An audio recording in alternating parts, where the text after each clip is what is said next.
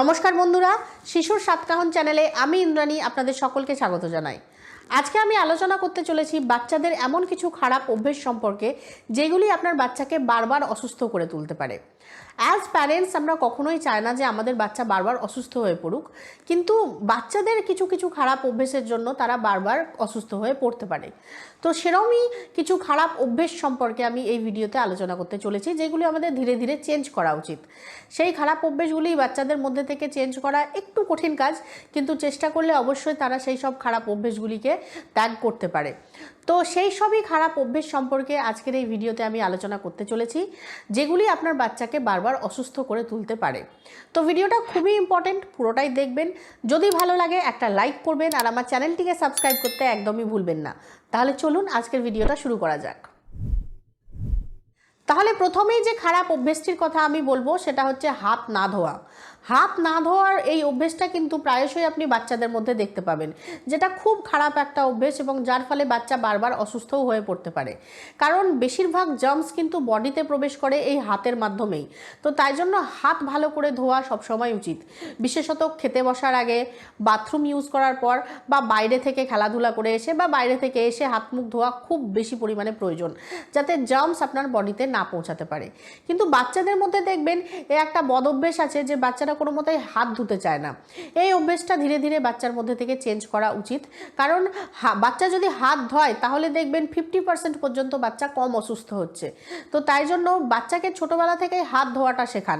বিশেষত খাবার আগে অবশ্যই হাত ধোবে, বাথরুম ইউজ করার পর হাত ধোবে, বাইরে থেকে এসে সোজা যেন বাচ্চা বাথরুমে যায় এবং হাত পা খুব ভালোভাবে ধয়, সেই অভ্যেসটা বাচ্চার মধ্যে ছোট থেকেই গড়ে তুলুন। ছোটোবেলা থেকেই এই অভ্যেস যদি আপনি আপনার বাচ্চাকে শেখান হাত ধোয়া, তাহলে দেখবেন আপনার বাচ্চা বারবার অসুস্থ হয়ে পড়বে না, ও সুস্থ থাকবে। কারণ ওই যে বললাম, একটা বাচ্চা যদি সিম্পলি শুধু হাত ধোয়, হ্যান্ড ওয়াশ করে, তাহলেই কিন্তু বাচ্চা 50% পর্যন্ত কম অসুস্থ হবে। দ্বিতীয়ত, একটি বাচ্চার কিন্তু ঘুম কমপ্লিট হওয়াও খুব দরকার। রিসার্চে দেখা গেছে যে সব বাচ্চাদের ঘুম কমপ্লিট হয় না, সেই সব বাচ্চারা বেশি অসুস্থ হয়, কারণ তাদের ইমিউনিটিটা কমে যায়। তো তাই জন্য বাচ্চার ঘুম কমপ্লিট হওয়াও কিন্তু একান্তভাবে দরকার। আজকাল ছোট ছোট বাচ্চারা স্কুলে যায়, এক্সট্রা কারিকুলার অ্যাক্টিভিটিস অনেক কিছুই শেখে, যার ফলে কিন্তু বাচ্চারা ঘুমানোর সময়টুকু পায় না, কিন্তু সেটা একদমই উচিত না। বাচ্চার বডির রেস্ট একান্তভাবে দরকার, বাচ্চার ঘুম কমপ্লিট হওয়া একান্তভাবে দরকার। আর সেই জন্যই দরকার ছোটবেলা থেকেই বাচ্চার সঠিক ঘুমের একটা অভ্যেস তৈরি করা। বাচ্চার যদি ঘুম কমপ্লিট হয়, তাহলেই দেখবেন আপনার বাচ্চা সুস্থ থাকছে, বারবার অসুস্থ হয়ে পড়ছে না। বাচ্চার যেমন ঘুমের দরকার, ঠিক তেমনই কিন্তু তার জীবনে অ্যাক্টিভিটিটাও ইম্পর্টেন্ট। বাচ্চা বাইরে গিয়ে খেলাধুলা করবে, লাফালাফি করবে, দৌড়াদৌড়ি করবে, তাহলেই কিন্তু তার ইমিউনিটি স্ট্রং হবে, মেন্টাল ডেভেলপমেন্ট ভালোভাবে হবে, ফিজিক্যাল ডেভেলপমেন্ট ভালোভাবে হবে। তো তাই জন্য একটা বাচ্চার জীবনে কিন্তু খেলাধুলোটাও ততটাই ইম্পর্টেন্ট। বাচ্চাকে অবশ্যই বাইরে খেলতে পাঠান। বাইরে খেলাধুলা করা, দৌড়াদৌড়ি করা, লাফালাফি করা, এগুলো কিন্তু খুব দরকার একটা বাচ্চার জন্য। তাহলে দেখবেন বাচ্চার মেন্টাল এবং ফিজিক্যাল ডেভেলপমেন্ট খুব ভালোভাবে হচ্ছে এবং বাচ্চার ঘুমও কিন্তু খুব ভালো আসে। বাচ্চা যদি সবসময় বাড়িতে বসে বা বাড়িতে বসে খেলাধুলা করে, তার থেকে বেটার আপনি বাচ্চাকে বাইরে খেলতে পাঠান। দেখবেন আপনার বাচ্চার মেন্টাল ডেভেলপমেন্ট, ফিজিক্যাল ডেভেলপমেন্টও ভালো হচ্ছে, আপনার বাচ্চার ঘুমও ভালো আসছে এবং আপনার বাচ্চা কিন্তু সুস্থ থাকছে। তো তাই জন্য বাচ্চার জীবনে খেলাধুলাটাও ততটাই ইম্পর্টেন্ট যতটা আর বাকি সব কিছু। তাই জন্য বাচ্চাকে অবশ্যই বাইরে খেলতে পাঠান। বাচ্চা যেন বাইরে গিয়ে খেলাধুলা করে, তাহলেই দেখবেন আপনার বাচ্চা সুস্থ থাকবে।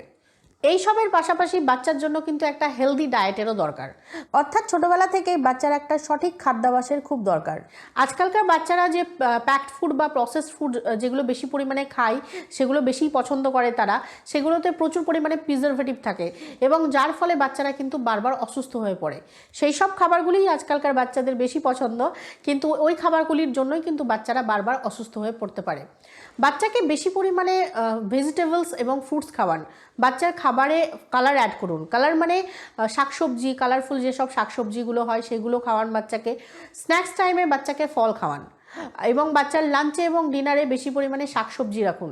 দেখবেন আপনার বাচ্চা সুস্থ থাকছে, বারবার অসুস্থ হয়ে পড়ছে না।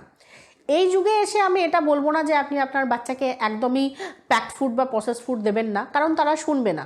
আর এখন এই যুগে এসে সেটা সম্ভব নয় যে একদমই দেবো না।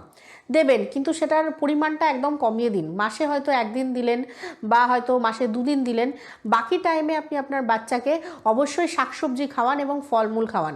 দিনের মধ্যে অন্তত যেটা মেন খাবার লাঞ্চ এবং ডিনার এবং স্ন্যাক্স টাইম, সেইগুলোতে আপনি চেষ্টা করুন হেলদি খাবার বাচ্চাকে দেওয়ার, যাতে আপনার বাচ্চা বারবার অসুস্থ হয়ে না পড়ে।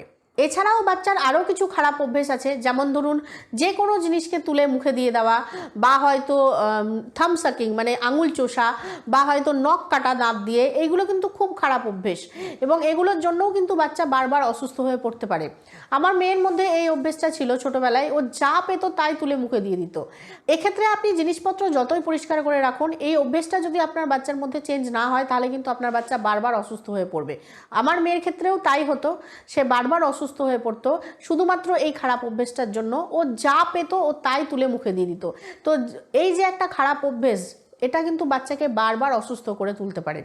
আবার ধরুন আঙুল চোষা, এটা অনেক বাচ্চার ক্ষেত্রেই দেখা যায় যে বাচ্চা আঙুল চষে, এইটাও কিন্তু খুব খারাপ একটা অভ্যেস। এই অভ্যেসটার জন্যও কিন্তু বাচ্চা বারবার অসুস্থ হয়ে পড়তে পারে। তো এই যে আঙুল চষার অভ্যেসটাও কিন্তু ধীরে ধীরে বাচ্চার মধ্যে থেকে চেঞ্জ করতে হবে। আর দাঁত দিয়ে নখ কাটা, এটা তো বিশাল বড় একটা বদ অভ্যেস, যেটা প্রায়শই বাচ্চাদের মধ্যে দেখা যায় এবং এর ফলে কিন্তু বাচ্চারা বারবার অসুস্থ হয়ে পড়তে পারে। ইনফ্যাক্ট যেসব বাচ্চারা দাঁত দিয়ে নখ কাটে, তাদের কিন্তু পেটে ইনফেকশন হওয়ার চান্স অনেক বেশি বেড়ে যায়। তো তাই জন্য বাচ্চার দাঁত দিয়ে নখ কাটা, এই অভ্যেসটা যত তাড়াতাড়ি সম্ভব চেঞ্জ করতে হবে। আপনি বাচ্চাকে বারবার বলে বলে বলে বলে এই অভ্যেসটা চেঞ্জ করান, তা না হলে কিন্তু আপনার বাচ্চা বারবার অসুস্থ হয়ে পড়বে।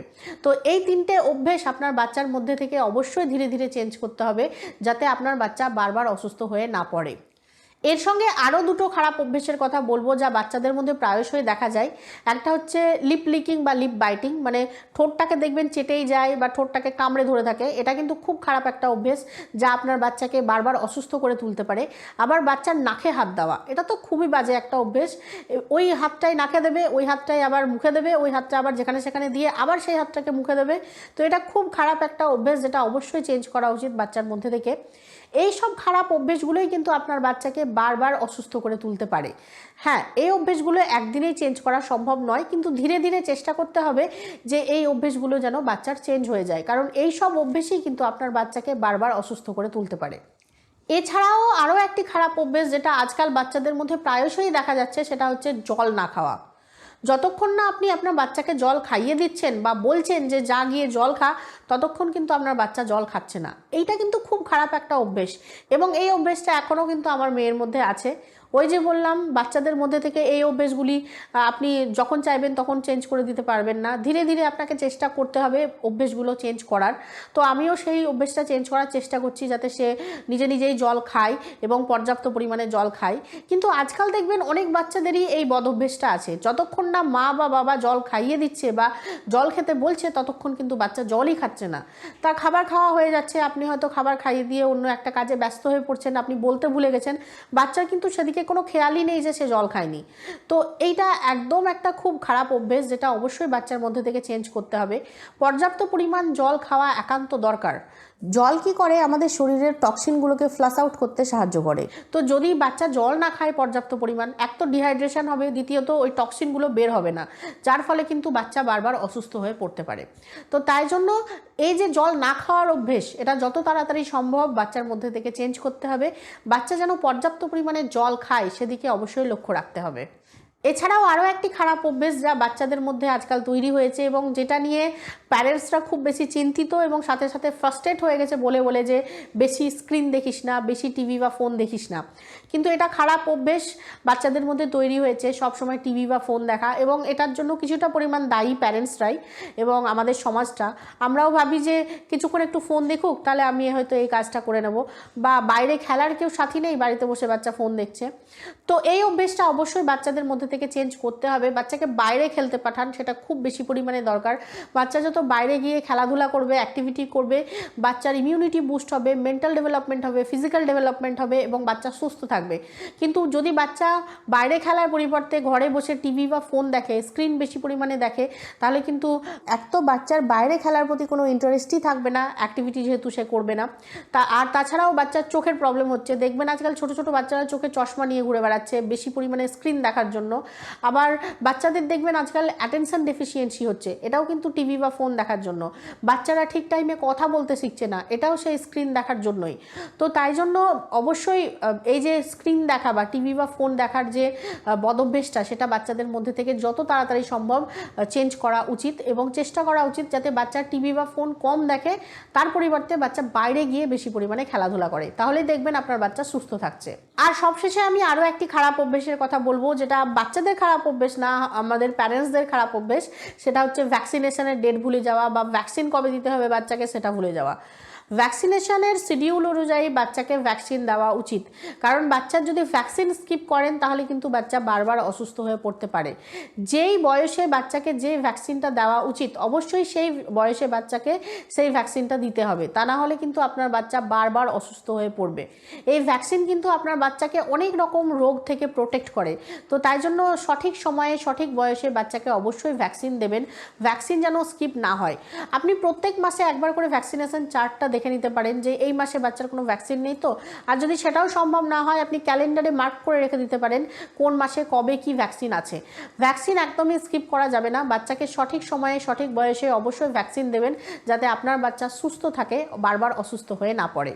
তো বাচ্চাদের এই সব খারাপ অভ্যেসগুলি আপনার বাচ্চাকে বারবার অসুস্থ করে তুলতে পারে এবং এই খারাপ অভ্যেসগুলি আমাদেরকে ধীরে ধীরে বাচ্চাদের মধ্যে থেকে চেঞ্জ করতে হবে। এগুলো একদিনেই সম্ভব নয়, বারবার বলে বলে বলে বলে বাচ্চাদের পিছনে লেগে থেকে এই অভ্যেসগুলি বাচ্চাদের মধ্যে থেকে চেঞ্জ করতে হবে যাতে আপনার বাচ্চা বারবার অসুস্থ হয়ে না পড়ে। তাহলে আজকের ভিডিওতে এতটুকুই, আশা করি এই ভিডিওটি আপনাদের সাহায্য করতে পেরেছে। যদি ভিডিওটি ভালো লাগে অবশ্যই একটা লাইক করবেন আর আমাকে একটা কমেন্ট করে অবশ্যই জানান যে ভিডিওগুলি আপনাদের কেমন লাগছে। তাহলে দেখা হচ্ছে পরের ভিডিওতে। Thank you for watching.